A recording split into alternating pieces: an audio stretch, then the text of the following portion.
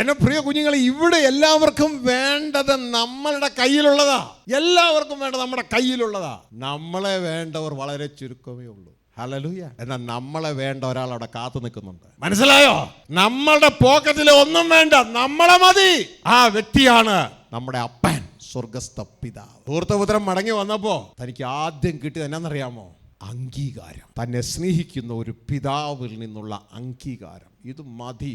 നീ ട്രിഗർ ചെയ്യും. ഓരോ മീറ്റിംഗ് കഴിയുമ്പോൾ, ഓരോ പ്രസംഗം കഴിയുമ്പോൾ എൻ്റെ അപ്പൻ എന്നോട് പറയും, വെൽ ഡൺ മൈ സൺ. കർത്താവായ യേശുവിനോട് പറയും, വെൽ ഡൺ. ഹല്ലേലൂയ. അത് മതി നിന്നെ ട്രിഗർ ചെയ്യാൻ.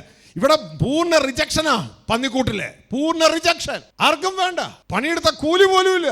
കൂലിയല്ല ഉണ്ടായിരുന്നെങ്കിൽ അതുകൊണ്ട് ഭക്ഷണം മേടിച്ച് കഴിക്കാൻ വരുന്നു. ഇത് പണിയുന്ന വാളവര കൊണ്ട് വിശപ്പടക്കാൻ ആഗ്രഹിച്ചു. അപ്പൊ മനസ്സിലായല്ലോ സിറ്റുവേഷൻ. ആരോ കൈ കയറി പിടിച്ചു, അതും കൊടുത്തില്ല. Competition, business competition. അവസാനം ആരോ അവനോട് അപ്പനെ കുറിച്ച് വന്ന് പറഞ്ഞപ്പോ അവന് സുബോധം ഉണ്ടായി. അവൻ ഓർത്തു, എൻ്റെ അപ്പൻ്റെ വീട്ടിൽ.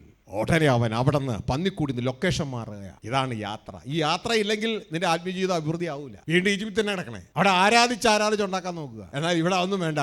നീ ലൊക്കേഷൻ മാറിയാൽ മതി. പന്നിക്കൂട്ടിൽ നിന്ന് അപ്പൻ്റെ വീട്ടിലേക്ക് ലൊക്കേഷൻ മാറി. അവൻ ലൊക്കേഷൻ മാറാൻ വേണ്ടി ചെല്ലുന്ന സമയത്ത് ഇവൻ അറിഞ്ഞൊരു കാര്യം ഇവൻ അപ്പോഴും അറിഞ്ഞിട്ടില്ല. ഇവനെ നോക്കി നിൽക്കുക അവൻ്റെ അപ്പൻ. മോളിൽ നോക്കി നിൽക്കുക. ആ മാളിക മോറിൽ നിന്ന് ഓടി വരികയാ. ഞാനിത് കാണുമ്പോൾ ഓർക്കുന്നത് പുതിയ യെരൂശലേം ഇറങ്ങി വരുന്ന സംഭവം. പുതിയ യെരൂശലേമിൽ ആരാ ഇറങ്ങി വരുന്നതെന്ന് അറിയാമോ? സ്വർഗ്ഗസ്ഥ പിതാവ്. വെളിപ്പാട് 20 കാണാം. പുതിയ ആകാശവും പുതിയ ഭൂമിയും, ഇതാ പുതിയ യെരൂശലേം ഇറങ്ങി വരുന്നു. ഉടനെ ദൈവത്തിന്റെ വചനം പറയാ, ഇതാ ദൈവത്തിന്റെ കൂടാരം മനുഷ്യരോടുകൂടെ, നിന്നോടുകൂടെ ജീവിക്കാൻ ദൈവം മനുഷ്യരോടുകൂടെ പാർക്കും. ഇതാ സുവിശേഷം.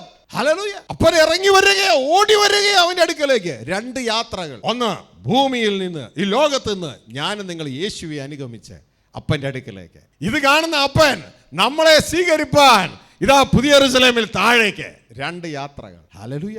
അപ്പൻ ഓടി വന്നു. വീട്ടിൽ വെച്ചല്ല അവനെ സ്വീകരിച്ചേ, വഴിയിൽ വെച്ചാ സ്വീകരിച്ചേ. ഓടി വന്ന് കെട്ടിപ്പിടിച്ചു.